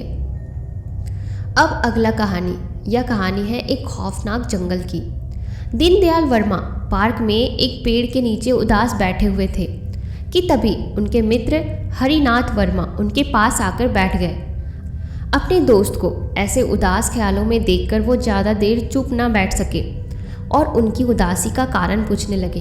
अरे यार, क्या बताऊँ, कुछ समझ नहीं आ रहा है। क्या हुआ है बताओ तो शायद मैं तुम्हारी कुछ मदद कर सकूँ। मुझे आर्यन की बहुत चिंता हो रही है। वो जब से अपने दोस्तों के साथ ट्रैकिंग लौटा है बदल सा गया है। ना बाहर निकलता है, ना किसी से मिलता है और ना ही किसी से बात करता है। हर वक्त डरा सहमा सा रहता है और खुद को लगभग कमरे में बंद ही रखता है। बहुत कहने पर बस खाने के लिए ही कमरे से बाहर आता है, और वो भी खाना लेकर अपने कमरे में ही भाग जाता है। आधी रात को अचानक से उठ बैठता है और ज़ोर ज़ोर से चिल्लाने लगता है। हम लोग भी पास जाने की कोशिश करते तो हमसे ही डरकर कभी पर्दे के पीछे तो कभी बेड के नीचे छिप जाता और हमें वहाँ से जाने के लिए चिल्लाने लगता। समझ ही नहीं आता आखिर उसे हो क्या गया है। तुमने किसी डॉक्टर को दिखाया है या नहीं उसे? दिखाऊं कैसे जब वो किसी को अपने पास आने जाने ही नहीं देता। तुम अभी मेरे पास चलो। कहाँ? पहले चलो तो मैं रास्ते में बताता हूँ। मेरे एक बहुत अच्छे दोस्त हैं और वो एक डॉक्टर है, वो पक्का तुम्हारी मदद करेंगे। कहते हुए दोनों दोस्त एक मनोचिकित्सक के पास जाते हैं और उन्हें आर्यन के बारे में पूरी बात बताते हैं। आपकी पूरी बात सुनने के बाद मुझे लगता है कि आर्यन के साथ वहाँ कुछ ऐसी घटना घटी है जिसका उसके दिमाग पर बहुत गहरा सदमा पहुँचा है। हमें पहले पता करना होगा कि उसके साथ हुआ क्या था, तभी आगे कुछ हो सकता है डॉक्टर। लेकिन वो इस स्थिति में नहीं है कि किसी को कुछ बता सके। आप निश्चित रहिए, हम डॉक्टर्स के पास कई तरीके होते हैं जिनसे हम पता लगा सकते हैं। आप अपने घर का एड्रेस दे दीजिए, मैं कल शाम को आपके घर आकर ही आपके बेटे को देख लूँगा। शाम के 6 बज रहे थे। दीनदयाल अपनी पत्नी के साथ डॉक्टर का इंतजार कर रहे थे। थोड़ी ही देर में डॉक्टर हरिनाथ के साथ उनके घर आ गए और सीधे आर्यन से मिलने के लिए बोले। दीनदयाल उन्हें आर्यन के कमरे में ले जाने लगे, लेकिन हमेशा की तरह आर्यन पर्दे के पीछे छिप गया और उन्हें कमरे से बाहर जाने के लिए चिल्लाने लगा। जब वो बाहर नहीं गए तो वो कमरे की चीज़ें उनके ऊपर फेंकने लगा। उसकी ऐसी हालत देखकर दीनदयाल बहुत घबरा गए, लेकिन डॉक्टर ने उन्हें शांत होने को कहा और दोनों को बाहर ही रुकने को बोलकर अंदर जाने लगे। आर्यन, आर्यन देखो मैं तुम्हारे लिए क्या लाया हूँ। एक चमकने वाली चीज़ को दिखाते हुए वो धीरे धीरे उसके करीब गए। आर्यन, ये चाहिए तुम्हें? आओ मेरे पास आकर बैठो। उस चमकती हुई चीज़ को देखकर वो शांत हुआ और पास में आकर बैठ गया। डॉक्टर ने उसे वो चमकती हुई चीज़ दे दी और वो उसे ध्यान से देखने लगा। आर्यन देखो ये मेरे पास क्या है। ये एक पेटेंट को दिखाते हुए वो बोले। अब तुम आराम से टेक लगाकर बैठ जाओ और इसे ध्यान से देखो। कहते हुए उस पेटेंट को उसकी आंखों के सामने हिलाने लगते हैं। उसे देखते देखते उसकी आंखें भारी होने लगी और बंद होने लगी और फिर वो सो गया। डॉक्टर साहब इसे क्या हो गया? दीनदयाल के पूछने पर डॉक्टर ने उन्हें चुप रहने का इशारा किया और बैठने को बोला। घबराने की ज़रूरत नहीं है, मैंने इसे हिप्नोटाइज किया है। आप लोग बस शांत होकर बैठिए। आर्यन मुझे बताओ क्या हुआ था उस दिन जब तुम ट्रैकिंग पर गए थे? बताओ मुझे। ट्रैकिंग पर जाने के ख्याल से ही हम सभी दोस्त बहुत खुश थे। मैं भी बहुत खुश था क्योंकि पहली बार ट्रैकिंग पर दोस्तों के साथ जा रहा था। सभी ज़रूरत के सामान लेकर हम सभी निकल पड़े। पूरा दिन ट्रैकिंग करने के बाद रात होने के कारण हमने एक सही जगह देखकर वहीं पर रात गुजारने का निश्चय किया और कैंप लगा दिया। थके होने के कारण सभी खाना खाकर जैसे ही लेट गए थे, रात को किसी की चीख सुनकर मेरी नींद अचानक से खुल गई। लेकिन सब तो चैन से सो रहे थे, तो फिर ये आवाज़ कहाँ से आई? यही सोचकर मैं टेंट से बाहर निकल गया। मैंने इधर उधर देखा और जब मुझे कोई भी नहीं दिखा तो मैं वापस टेंट में लौटने लगा। लेकिन तभी मुझे एक साया सा दिखा और मैं कौन है वहाँ कहता हुआ उसके पीछे पीछे पता नहीं क्यों और कैसे चला गया और कुछ दूर जाने पर वो साया मेरी आंखों से ओझल हो गया। मैं वापस लौटने के लिए पलटा, लेकिन ये देखकर मैं हैरान हो गया कि मैं एक जंगल के बीचों बीच खड़ा था। मुझे बहुत डर लगने लगा था और मैं दोस्तों के पास जाने के लिए इधर उधर दौड़ने लगा, लेकिन मैं लौट कर फिर से उसी जगह पर आ जाता। दौड़ते दौड़ते थक कर मैं चूर हो गया था और डर से मेरी सांसें बहुत तेज़ी से चल रही थी। रुआया सा मैं एक पेड़ के नीचे बैठ गया कि तभी मुझे किसी की रोने की आवाज़ ही सुनाई दी। मैं उठा और आहिस्ता आहिस्ता उस आवाज़ की दिशा में चलने लगा कि तभी मुझे एक झोपड़ी दिखाई दी। शायद वहाँ कोई होगा और वो मुझे इस जंगल से निकलने में मदद करेगा। यही सोचकर मैं उस झोपड़ी के अंदर कोई है कहता हुआ अंदर चला गया। जैसे ही मैंने उस झोपड़ी के अंदर कदम रखा, सैकड़ों चमगादड़ों के झुंड ने मुझ पर हमला कर दिया। मैं जोर जोर से चिल्लाने लगा। किसी तरह वहाँ से बचकर निकला तो सामने एक बहुत बड़ा सांप फन फैलाया खड़ा हुआ था। वो मेरी तरफ बढ़ा कि तभी एक लड़की ने उस सांप को पकड़कर उठा लिया और दूर फेंक दिया। मैं आश्चर्यचकित हो गया कि उसकी इतनी निडरता को देख मैं हैरान था। अब क्या यहीं खड़े देखते रहोगे या चलोगे फिर? यहाँ बहुत खतरा है, मुझे अपनी ओर एकटक निहारते हुए वो बोली। मैंने हाँ में सर हिलाया और उसके साथ भाग लिया। हम दोनों भागते हुए बहुत थक गए थे और फिर एक पेड़ के नीचे बैठ गए। तुम यहाँ इस जंगल में कैसे आए और क्या कर रहे हो? मैं अपने दोस्तों के साथ ट्रैकिंग करने आया था और पता नहीं कैसे रास्ता भटक कर यहाँ आ गया। और तुम यहाँ क्या कर रही हो और कैसे आई? मैं भी यहाँ अपने दोस्तों के साथ आई थी और सभी एक दूसरे से अलग हो गए। ओह, तो हमारी मंजिल एक ही है, साथ मिलकर रास्ता ढूंढते हैं। भागो जल्दी से, कहते हुए वो मेरा हाथ पकड़ी और वहाँ से भागने का इशारा किया। पहले तो मुझे कुछ समझ नहीं आया, लेकिन पीछे देखा तो कुछ अजीब से जानवर हमारे पीछे पड़े हुए थे। थोड़ी दूर भागने के बाद हम दोनों एक गड्ढे में गिर पड़े। उसने मुझसे कहा हमें किसी तरह इस गड्ढे से निकलना होगा और बहुत मुश्किल से हम दोनों उस गड्ढे से निकले और तभी हमें कुछ चमकती हुई आंखें दिखाई दी। वो मुझे लेकर फिर तेज़ी से भागने लगी। भागते भागते हम एक नदी के पुल पर पहुंच गए। पुल पर पहुंचते ही उसने मुझसे कहा कि इस पुल को जल्दी से पार कर लो, अन्यथा यहीं फंसकर रह जाओगे। वो बार बार पता नहीं क्या पीछे देखती जा रही थी और मुझे भगा रही थी। अचानक से एक आंधी जैसी हमारी ओर बढ़ने लगी और उसने मुझे ज़ोर से धक्का देकर पुल के दूसरी तरफ गिरा दिया। और गिरने के बाद जब मैं खुद को संभालते हुए उठा और पलटा तो देखा वो लड़की मुझे लहूलुहान हाथ हिलाते हुए दिखी। मैंने उसे जल्दी से अपनी ओर आने को कहा, लेकिन वो रोने लगी। मैं नहीं आ सकती, काश तुम्हारी तरह मुझे भी कोई उस दिन मिल गया होता तो आज मैं भी तुम्हारी तरह जिंदा होती। इस खौफनाक जंगल में हमेशा के लिए फंस कर नहीं रह जाती। रोते हुए कह रही थी कि तभी कुछ आकृतियाँ उसके पीछे उभरने लगी और उसे जंगल के अंधेरों में उसे खींचते हुए अदृश्य हो गई। मैं अवाक सा बस देखता रह गया और मन में सोचने लगा कि इतनी देर से जो मेरे साथ थी, मेरी सहायता कर रही थी, वो इंसान ना होकर एक आत्मा थी। और यही सोचते सोचते मैं बेहोश हो गया। सुबह कैंप वालों को जब मैं नहीं दिखा तो वो मुझे ढूंढने बाहर निकले और बेहोशी की हालात में उन्हें मिला मैं। उफ़, कितनी भयानक और डरावनी घटना थी जो मेरे बेटे के साथ हुई और इस सदमे ने इसे इतना बदल दिया। जी, इस घटना ने आर्यन की मानसिक स्थिति पर प्रहार किया है और उसकी ये हालत हुई। डॉक्टर साहब, अब मेरा बेटा ठीक तो हो जाएगा ना? कैसे ठीक होगा? मैं कोशिश करता हूँ एक बार।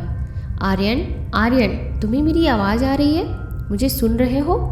हाँ, धीमे से कहता हुआ आर्यन अभी भी सम्मोहन के वश में ही था। आर्यन, ध्यान करो, तुम और वो लड़की साथ साथ पुल पर पहुँचे और पीछे से कोई आता दिखा तो तुम दोनों ही तेज़ी से भागे, लेकिन तभी उस लड़की का पैर मुड़ गया और वो गिर गई और फिर वो तुम्हें वहाँ से जाने के लिए कहने लगी, लेकिन तुमने कहा तुम उसे साथ लेकर ही जाओगे और तुमने उसे अपनी बाहों में उठा लिया और पुल को पार किया। पुल पार करते ही वहाँ सब गायब हो गया। तुम दोनों एक दूसरे से कुछ और पूछते तब तक तुम्हारे और उसके दोस्त आ गए और मुस्कुराते हुए तुम दोनों ने एक दूसरे को बाय बोलते हुए विदा ली और अपने अपने कैंप में वापस चले गए। तुम्हें इस बात का बहुत दुख है ना कि तुमने उससे ना तो कुछ उसका नाम पूछा और ना ही नंबर लिया कि उसकी मदद का शुक्रिया अदा कर सको। आर्यन, अब अपने वर्तमान में आ जाओ। मेरी बात सुन रहे हो ना? वापस आ जाओ। आप लोग इसके जगने से पहले इसे बेड पर लिटा दीजिए और बाहर चलिए। दीनदयाल ने वैसे ही किया और बाहर आकर तीनों लोग चाय पीने लगे। डॉक्टर साहब, आर्यन ठीक तो हो जाएगा ना? मैंने पूरी कोशिश की है, लेकिन जब तक वो नींद से नहीं जगता हम कुछ नहीं कर सकते। बस आप ईश्वर पर भरोसा रखिए। मम्मा पापा, आप लोगों ने जगाया भी नहीं। मैं इतनी देर तक सोता रहा। बहुत जोर की भूख लगी है, खाना दीजिए। अंकल नमस्ते, सॉरी मैंने आपको देखा नहीं। आर्यन अंगड़ाई लेता हुआ कमरे से बाहर निकला। अपने बेटे को सही सलामत देख दीनदयाल बहुत खुश हुए और डॉक्टर का आभार व्यक्त किया, जिनकी वजह से आज आर्यन बिल्कुल ठीक हो गया था। थोड़ी देर में आर्यन अंगड़ाई लेता हुआ कमरे से बाहर निकला। तो दोस्तों, ये कहानी यहीं तक थी। आपको यह कहानी कैसी लगी मुझे कमेंट सेक्शन में ज़रूर बताइएगा। और अगर आपके पास भी कुछ भूतों से रिलेटेड कोई कहानियाँ हैं या खुद की स्टोरी है तो आप मुझे इंस्टाग्राम पर शेयर कर सकते हो। मैं आपकी कहानी को आवाज़ ज़रूर दूंगी। और अगर अभी तक आपने मेरे चैनल को सब्सक्राइब नहीं किया है तो अभी कर लो, ताकि आगे भी इस तरह की मज़ेदार कहानियाँ आप सुनते रहो। धन्यवाद। सुनसान सड़क और अंधेरी रात में एक गाड़ी अनियंत्रित होकर सड़क के दोनों ओर लहरा रही थी, जिसके अंदर रूही पसीना पसीना हो रही थी। उसके आगे की सीट पर दो धुंधले साए बैठे हैं जो जोर जोर से हंस रहे थे। रूही चिल्ला रही थी पर उसकी आवाज़ें गले से बाहर ही नहीं आ रही थी। तभी दोनों साए एकदम से हवा में कहीं गायब हो गए और गाड़ी नीचे खाई में जा गिरी। तभी रूही चीखते हुए उठ बैठी। इतना डरावना ख्वाब देखकर रूही की हालत खराब हो गई थी। उसने जग से पानी निकालकर पिया और माथे पे आए पसीना को साफ किया। ये डरावना ख्वाब उसे पिछले 1 महीने से आ रहा था। उसे समझ नहीं आ रहा था कि ऐसा क्यों हो रहा है। इससे पहले कभी उसे ऐसे ख्वाब नहीं आते थे। वो अभी ये सब सोच ही रही होती है कि तभी उसकी सहेली मीनू भी वहाँ आ जाती है। तो उठ गई महारानी, इतना बोल के जोर जोर से हंसने लगती है। पर जब रूही कोई जवाब नहीं देती तो मीनू उसके पास आकर कहती है कि क्या हुआ, फिर से वही डरावना ख्वाब देखा क्या? जिस पर रूही सिर्फ गर्दन हाँ में हिलाकर जवाब देती है। इस पर मीनू कहती है कि मैं तो तुझे कब से बोल रही हूँ कि चलकर किसी पुजारी या पीर को दिखा देते हैं, पर तू सुने तब ना। जिस पर रूही कोई जवाब ना देकर बाथरूम में घुस जाती है।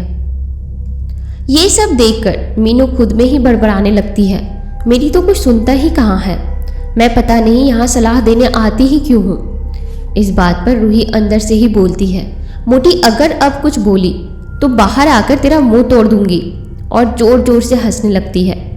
ये सुनकर मीनू भी मुस्कुरा देती है और किचन में आकर दोनों के लिए नाश्ता बनाने लगती है। रूही और मीनू दोनों ही यूपी की रहने वाली और बचपन की सहेलियां हैं। अपनी पढ़ाई पूरी करके अब दोनों मुंबई में जॉब करने आई हैं। दोनों साथ ही रहती है और जॉब भी एक ही ऑफिस में करती है। रूही जब तैयार होकर बाहर आती है तो दोनों जल्दी जल्दी नाश्ता करते हैं और ऑफिस के लिए निकल जाते हैं। शाम को ऑफिस में ज़्यादा काम होने की वजह से रूही को रुकना पड़ता है। मीनू भी उसके साथ ही रुकना चाहती थी, पर रूही ने उसे ये कहकर भेज दिया कि उसे ज़्यादा समय लगेगा। अब रूही ऑफिस में अकेले ही रुककर अपना काम करने लगती है। अंकित, गाड़ी थोड़ा धीरे चलाओ प्लीज़, ये कार है, कोई हवाई जहाज़ नहीं। इस पर अंकित हंसते हुए कहता है, कूल डाउन स्वीटहार्ट, कुछ नहीं होगा, तुम कितना डरती हो यार। वो जोर जोर से हंसने लगता है। इस पर सपना नाराज हो जाती है और मुंह फेर कर बैठ जाती है। इस पर अंकित हंसते हुए लता और किशोर के गाने प्ले कर देता है, जिसे सुन सपना भी मुस्कुराने लगती है। और फिर दोनों हंसते मुस्कुराते अपना सफ़र तय करने लगते हैं। इधर रूही को ऑफिस में काम करते रात के 11 बज जाते हैं।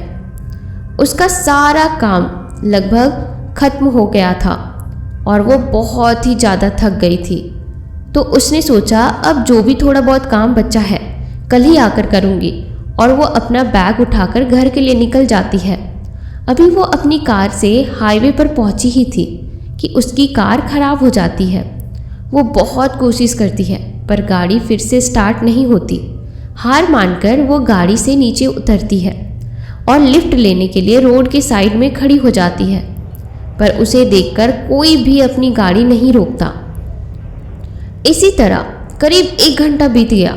अब रात के 12:30 बज रहे थे। तभी उसे सामने से एक कार अपनी तरफ आते हुए नजर आती है और वो लिफ्ट के लिए हाथ हिलाने लगती है। क्या रूही को लिफ्ट मिलेगी?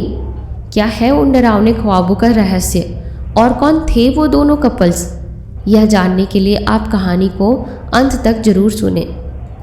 अंकित, सामने देखो, शायद कोई लड़की खड़ी है, मुझे लगता है उसे मदद की ज़रूरत है। इस पर अंकित कहता है, क्या यार सपना, तुम भी उस लड़की के चक्कर में पड़ रही हो?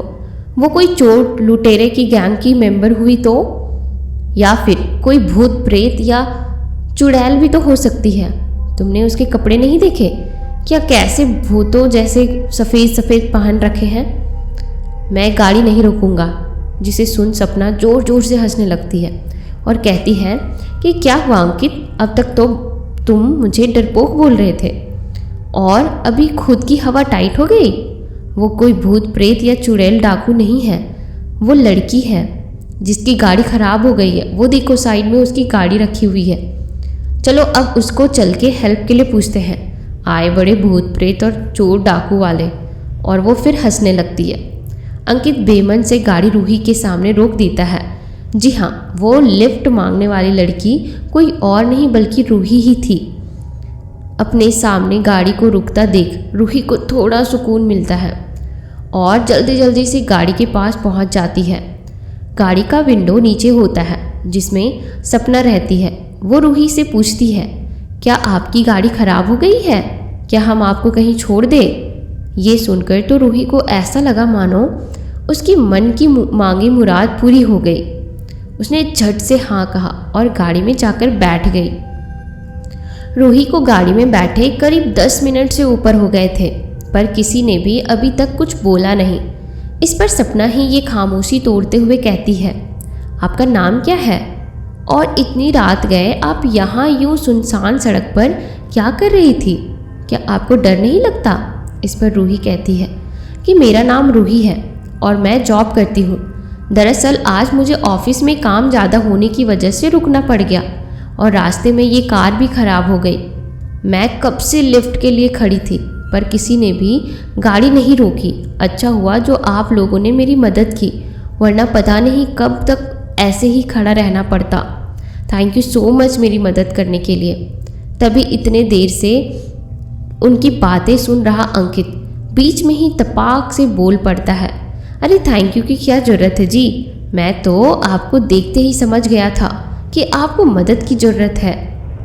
तभी उसकी बातें सुन सपना हंसने लगती है और कहती है कि समझ गए थे या फिर समझाए गए थे वो भी बता दो। जिस पर अंकित हकलाते हुए कहता है, वो तो मैं बस तुम्हें डराने की कोशिश कर रहा था। अच्छा जी, और इतना बोल के सपना हंसने लगती है। इतनी देर से उनकी बातें सुन रही रूही पूछती है, क्या हुआ, तुम इस तरह से हंस क्यों रही हो? इस पर सपना कहती है कि जब तुम्हें पता चलेगा ना कि मैं क्यों हंस रही हूँ तो तुम भी हंसते हंसते पागल हो जाओगी। इस पर रूही कहती है, तो फिर बताओ क्यों हंस रही हो? इस पर वो उसे अंकित की कई सारी बातें बता देती है कि किस तरह से अंकित उसे चुड़ैल या चोर डाकू समझ रहा था, जिसे सुन रही रूही भी हंसने लगती है और कहती है कि हाँ लगता है तभी कोई गाड़ी नहीं रोक रहा था, मैं सबको सफ़ेद कपड़े वाली भूतनी जो लग रही थी। और वो और सपना वापस से हंसने लगती है, जिस पर अंकित चिढ़ते हुए कहता है, ठीक है, ज़्यादा हंसने की ज़रूरत नहीं है। पर फिर भी रूही और सपना अपने मुंह पर हाथ रखकर हंसती ही जा रही थी। जब थोड़ी देर बाद उनकी हंसी रुकती है तब रूही कहती है, वैसे आप लोग ने बताया नहीं कि आप लोग इतनी रात गए कहाँ से आ रहे हैं और आप लोग करते क्या हैं। इस पर सपना कहती है, आराम से भाई, इतने सारे सवाल एक साथ। तो सुनो, मेरा नाम सपना है और ये मेरे पति अंकित है। हम लोग अभी न्यूली मैरिड कपल है जिसे सिर्फ 1.5 साल हुए हैं शादी हुए। हम लोग पास ही में स्थित वेडिंग अटेंड कर रहे थे। हमारे रिलेटिव की लड़की की शादी थी, इसीलिए इतनी देर हो गई। और रही बात करने की, तो मेरे पति अंकित एक सफल बिजनेसमैन है और मैं एक हाउसवाइफ, पर कभी कभी मन करता है तो चंद लाइनें भी लिखने लगती हूँ। ओह, तो आप लिखती हैं? इस समय कुछ लिख रही हैं कि नहीं आप? जिस पर सपना कहती है कि हाँ, लिख तो रही हूँ एक हॉरर स्टोरी, पर अभी वो पूरी नहीं हुई है। इस पर रूही कहती है कि क्या आप अपनी रचना मुझे सुनाएंगे अगर आपको कोई परेशानी ना हो तो? वो क्या है ना कि लंबा सफ़र है तो रास्ता आसानी से कट जाएगा। इस पर सपना कहती है कि अरे नहीं, तुम कहाँ रात में ये सब कहानियाँ सुनाने बोल रही हो, और वैसे भी मेरी वो कहानी पूरी नहीं हुई है। जिस पर रूही कहती है, तो क्या हुआ, जितनी लिखी है उतनी ही सुना दो। पर सपना मना करने लगती है। जिस पर अंकित कहता है, अरे सुना दो ना, जब वो इतना कह रही है तो। तुम भी डर गई क्या चुड़ैलों से? और हंसने लगता है। उसके साथ ही रूही भी हंसने लगती है। जिस पर सपना कहती है, ठीक है, अगर तुम लोग इतना जिद कर रहे हो तो फिर सुनो। अमन और सिमी दोनों ही कॉलेज टाइम से एक दूसरे को चाहते थे। दोनों ने कॉलेज पूरा किया और जॉब में सेटल हो गए। घर वालों के खिलाफ जाकर उन्होंने शादी की और उनसे अलग रहकर अपने जीवन की शुरुआत की। शादी के बाद सिमी ने घर संभालना ही ज़्यादा ज़रूरी समझा और अपनी जॉब छोड़ दी। हालांकि अमन ने उसे कहा भी कि तुमने इतनी पढ़ाई करके इतनी मेहनत से ये जॉब पाई हो, तुम क्या सच में जॉब छोड़ना चाहती हो? इस पर सिमी ने हंसते हुए कहा कि मेरे लिए मेरे घर परिवार से ज़्यादा ज़रूरी कोई नहीं है। और इस तरह सिमी ने अपनी जॉब छोड़ दी और घर में ही अपनी दुनिया बसा ली। इसी तरह 1.5 साल बीत गए। एक दिन सिमी को ना जाने क्या हुआ, उसे चक्कर आने लगे। उसने डॉक्टर से चेकअप कराया तो डॉक्टर ने उसे जो बताया उसे सुन वो खुशी से फूले नहीं समा रही थी और बड़ी से बेसब्री से शाम होने का इंतज़ार करने लगती है।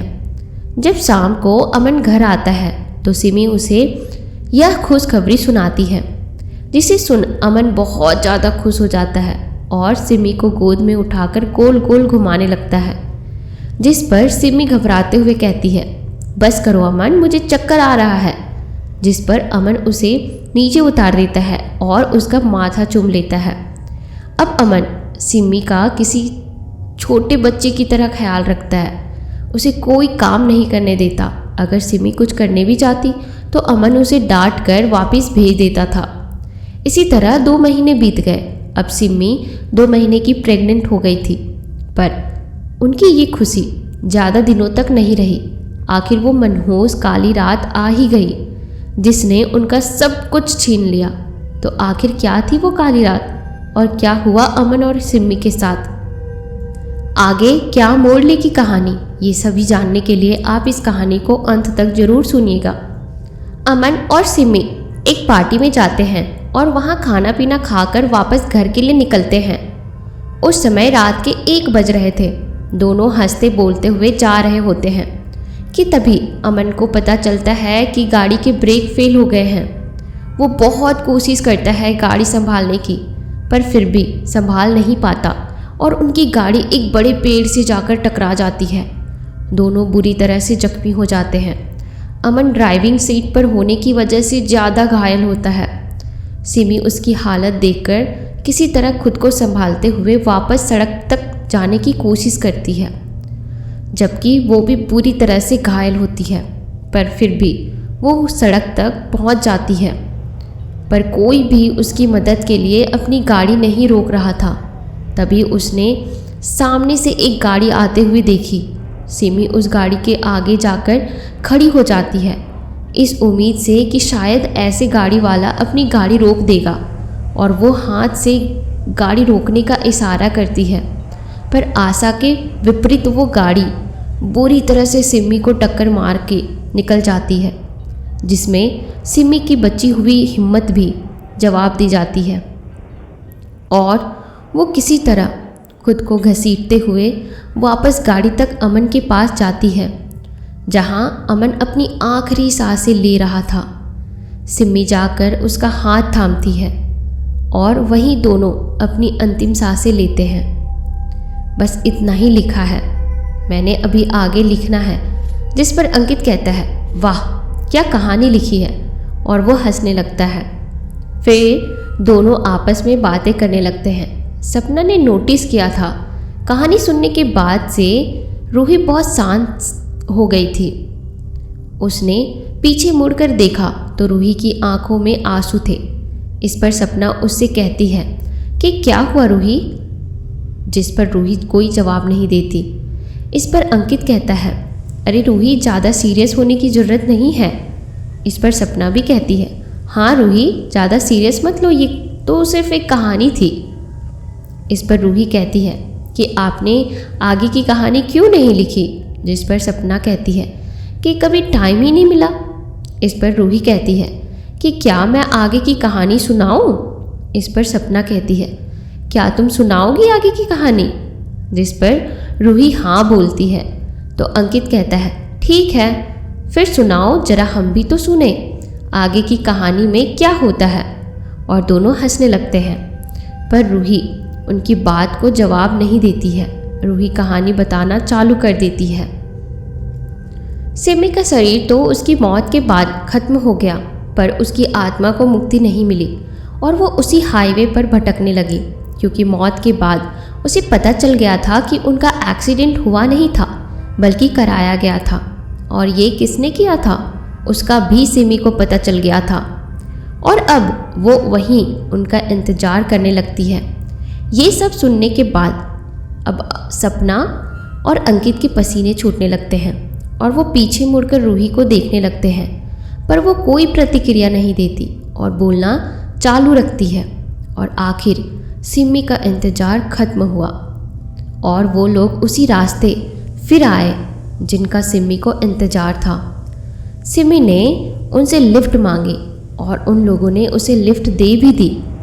ये सब सुनकर सपना और अंकित को लगता है कि ये कहानी तो उनसे मिल रही है। इससे पहले कि वो लोग कुछ और सोचते, रूही कहती है कि गाड़ी में बैठे लोगों को अब लगने लगता है कि ये कहानी तो उनसे मिलती जुलती लग रही है। ये सुनकर तो सपना और अंकित के होश ही उड़ जाते हैं और वो 1 महीने पहले हुई घटना को याद करने लगते हैं। सिमी, अमन, सपना और अंकित चारों ही कॉलेज फ्रेंड थे। चारों की आपस में बहुत जमती थी। आगे चलकर सपना, अंकित और अमन सिमी ने आपस में शादी कर ली। शादी के बाद इन लोगों ने अपना अपना घर छोड़ दिया और अलग रहने लगे। दोनों ही अपनी शादीशुदा जिंदगी से बहुत खुश थे। सब कुछ अच्छा चल रहा था, पर ये ज़्यादा दिनों तक नहीं चल सका। इसकी शुरुआत तब हुई जब अमन और अंकित दोनों ने साथ में ही अपना बिजनेस स्टार्ट किया था, जहां अमन काम करने में बहुत ही माहिर और मेहनती था, वहीं अंकित काम में शॉर्टकट तरीके ढूंढता है। इसी वजह से अमन बहुत जल्दी ही अंकित से आगे निकल गया और एक सफल बिजनेसमैन बन गया। पर अंकित को ये बात गवारा नहीं हुई और वो अमन से मन ही मन जलने लगा, या यूं कहो उसने नफरत ही करने लगा।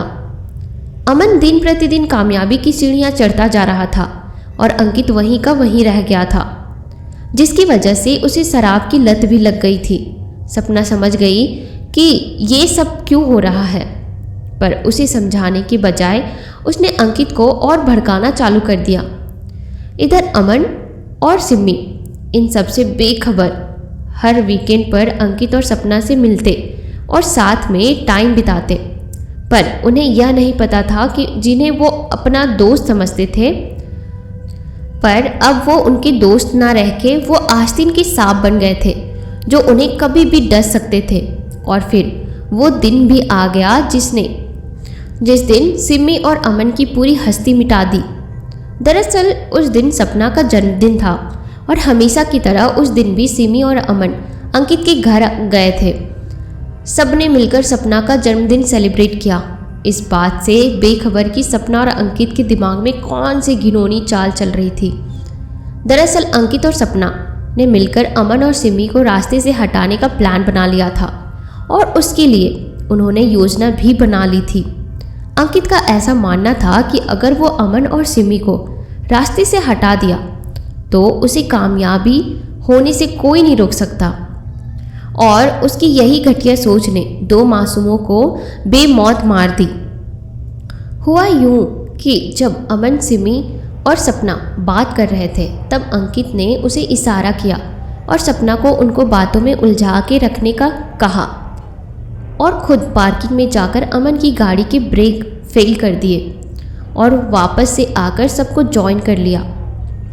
फिर थोड़ी देर के बाद ही अमन और सिमी घर के लिए निकल गए और रास्ते में उनका एक्सीडेंट हो गया। अंकित और सपना भी उनके पीछे ही आए थे और जब उन्होंने सिमी को दूसरों से मदद मांगते देखा तो उसे अपनी गाड़ी से उड़ा दिया, और जब उन्होंने देखा कि अब सिमी और अमन दोनों ने ही दम तोड़ दिया है तो वो मुस्कुराते हुए वहाँ से चले गए। ये सब याद करते हुए सपना और अंकित के पसीने छूट गए थे। तभी पीछे बैठी रूही बोलती है, क्या हुआ सपना जी, आगे की कहानी याद आ गई क्या? और वो जोर जोर से हंसने लगती है। इस पर अंकित और सपना पीछे मुड़ते हैं और किसी तरह हकलाते हुए बोलते हैं, कौन हो तुम?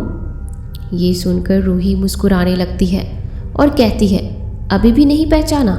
और उसका रूप बदलने लगता है। देखते ही देखते उसके चेहरे और शरीर पर घाव के निशान उभरने लगते हैं जिसमें से खून बह रहा होता है। उसका एक हाथ अपने पेट पर होता है जहाँ से लगातार खून बह रहा होता है और वो सिसक रही होती है।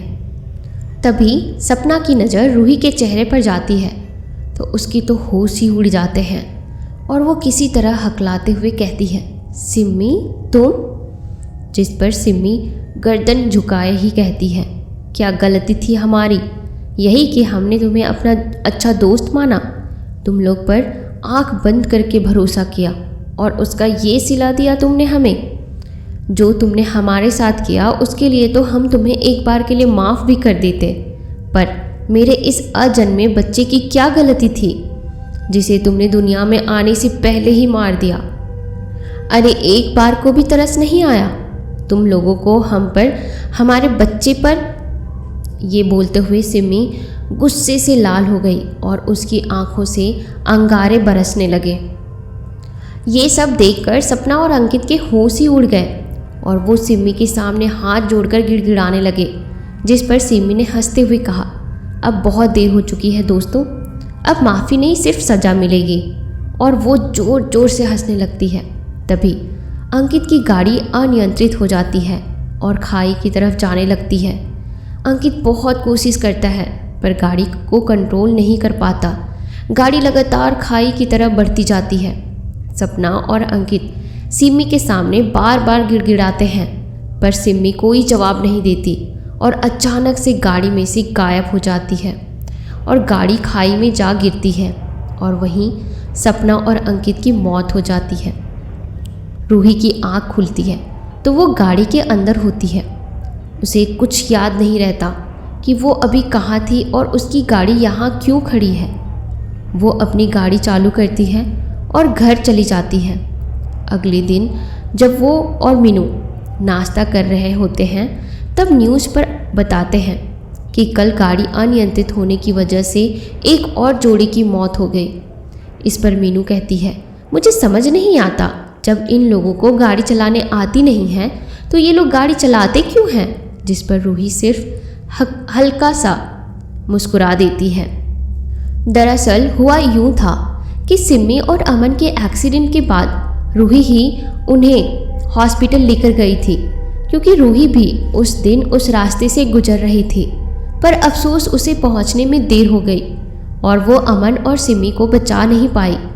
उसकी नेक आत्मा को देखकर ही सिमी ने उसे चुना अपना बदला लेने के लिए, और जब तक वो रूही के शरीर में रही तब तक उस दर्दनाक हादसे को याद करके तड़पती रही, जिसे रूही सपने के रूप में देखती रही।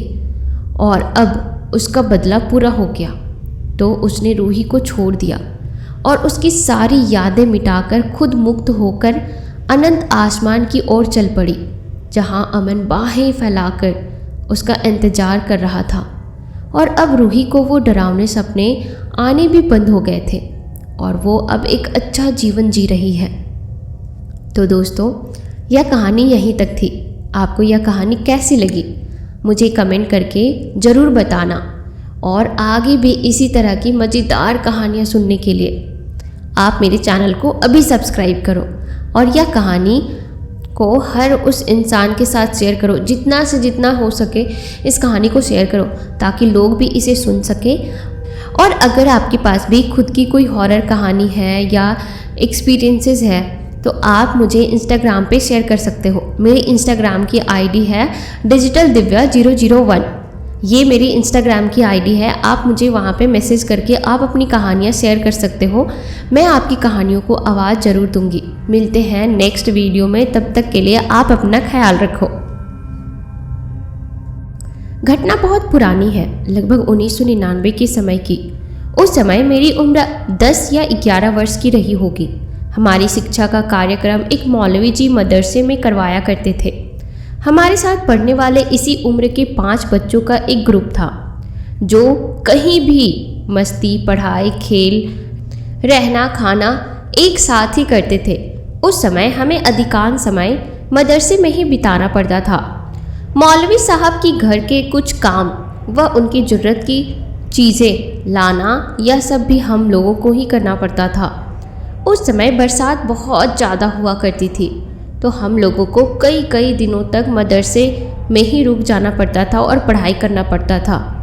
हमारे दोस्तों में से अब्दुल, नाजिम, निहार, सरफराज मौजूद थे।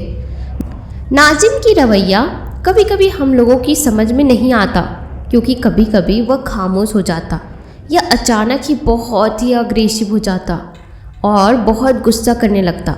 उसकी आंखें लाल हो जाती थी। एक बार हम लोग एक पेड़ पर खेल रहे थे। उसी समय अचानक मेरा पैर फिसल गया और मैं ज़मीन पर गिरने लगा, लेकिन मेरी आंखें बंद होने से पहले ही मैंने देखा किसी का हाथ मेरे हाथ से टकराया और मुझे ज़मीन पर छोड़कर गायब हो गया। मैं काफ़ी डर गया था, सोच रहा था ये कौन था, कोई भूत का या कोई ऐसी चीज़ जो मुझे बचाना चाहती थी। उस घटना को गुजरे हुए 1 हफ्ता ही गुजरा था।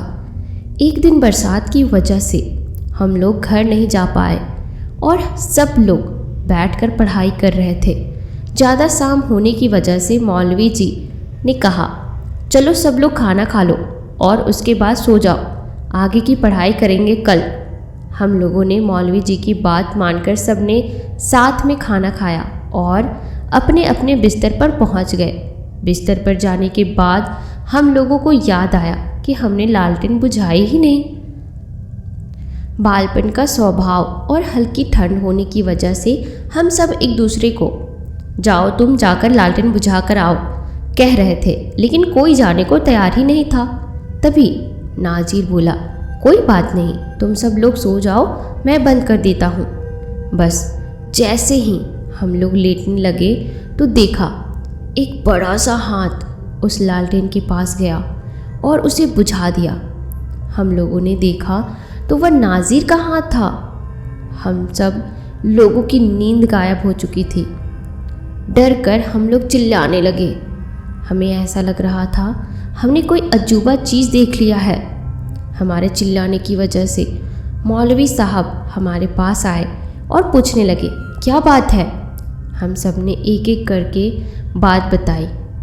मौलवी साहब ने हम सब की तरफ देखा और नाजिर की तरफ गुस्से से देखते हुए बोले, यह कैसे हो सकता है, यह एक आम लड़का है, यह क्या कर सकता है, चलो तुम लोग सो जाओ, इसके बारे में हम कल बात करेंगे। लेकिन हम किसी को तो नींद ही नहीं आ रही थी। डर के मारे हमारी हालत ख़राब थी, इसलिए हमने कहा, नहीं हम नहीं सोएंगे, अगर आपको यह लड़का आम लगता है, तो आप भी हमारे साथ सोइए। मौलवी जी ने हमारी बात मान ली और उस रात हमारे साथ ही सो गए। अगले दिन जब उन्होंने नाजिर के पिताजी को बुलाया और उसके सामने ही उसकी डांट लगाई, सब लोग पढ़ने में लगे थे तो कुछ पता ही नहीं चला। मेरी मम्मी ने मौलवी जी के लिए बेसन के लड्डू भेजे थे। मैं वही देने उनकी कमरे की तरफ जा रहा था कि अचानक मुझे कुछ आवाज़ सुनाई दी। मैं उस आवाज़ को सुनने लगा। आवाज़ मौलवी जी की थी। वो किसी से कह रहे थे, मैंने तुम्हारे बेटे को इसलिए पढ़ाने के लिए हाँ नहीं कहा था कि वह यहाँ आकर लोगों को अपनी अद्भुत चीज़ें दिखाए, वह उन्हें परेशान करे। अब मैं उसे और नहीं पढ़ा सकता। आप उसे लेकर के जाओ और मैं आज से कसम खाता हूँ कि मैं आज के बाद किसी जिन के बेटे को नहीं पढ़ाऊँगा। यह कह करके वो बाहर चले गए। जिन के पिता ने जिन को अपने साथ लेकर अपने घर पहुँचते हैं। वहाँ जाकर वह अपने बेटे को बहुत ही डांटते हैं और बुलाकर कहते हैं, जब तक तुम कुछ अच्छे काम नहीं कर लोगे तब तक तुम्हें जिनिस्तान में रहने का कोई हक नहीं। जाओ, निकल जाओ यहाँ से। ऐसा कहकर एक मंत्र फूंक देते हैं जिससे वह वहाँ से गायब होकर एक अनजान जगह पर बेहोश होकर गिर जाता है। जब उसे होश आया तो वह अपने आप को एक बियाबान जंगल में पाता है। इतना सब हो जाने के बाद वह ये समझ गया था कि उसे जो करना है अच्छा करना है और अकेले करना है। उसके पास मैजिकल पावर तो थी, परंतु उसका इस्तेमाल लोगों के भलाई के लिए करना होगा, और अगर ऐसा नहीं करता तो वह अपने जिनिस्तान कभी वापस नहीं जा पाएगा। यह सोचकर वह एक तरफ चल देता है और एक बस्ती के पास रहने लगा। एक दिन वह सुबह सुबह घूमने के लिए निकला था कि उसे एक फटे हाल में उसी की उम्र का एक लड़का जाता हुआ मिला। उसको देखकर वह बहुत ही दुखी हुआ और सोचने लगा कि क्या करके वह उसकी मदद करे। यह सोचकर वह उससे मिलने चला जाता और कहता है कि तुम कहाँ जा रहे हो और क्या करते हो। यह सब सुनकर वह लड़का उससे बोलता है कि मैं मज़दूर हूँ और मैं मज़दूरी करने के लिए जा रहा हूँ। इतना सुनकर वह लड़का दूसरे लड़के से कहता है कि तुमको कितनी मज़दूरी मिलती है। अगर तुम मेरे साथ घूमने चलोगे तो मैं तुम्हें उतनी ही मज़दूरी दूंगा। बस तुम्हें एक काम करना होगा, मेरे साथ मैं जहाँ भी जाऊँ चलना पड़ेगा और घूमना पड़ेगा।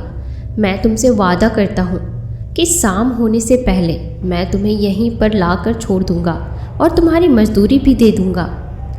तुम मुझे पैसे क्यों दोगे, वो भी साथ में घूमने का, बिना मतलब के, बिना काम के? उस लड़के ने पूछा। जिन ने कहा कि उसका इस दुनिया में कोई नहीं है, बस उसे शांति से घूमने के लिए एक दोस्त चाहिए।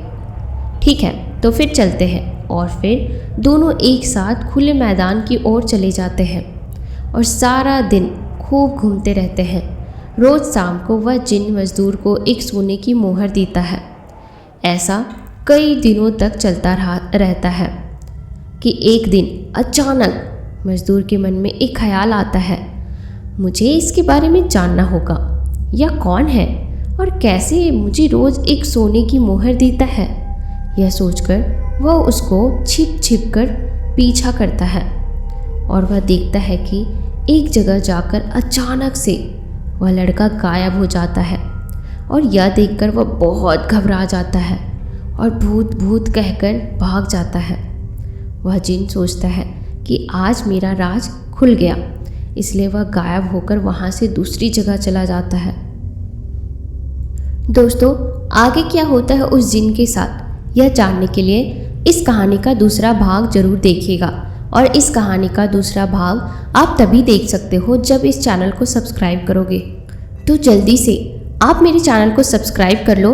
और आपको क्या लगता है, क्या उस जिन को अपने जिनिस्तान में जगह मिल गई होगी? क्या वह एक अच्छा काम करने में सफल हो पाएगा? आप क्या सोचते हो?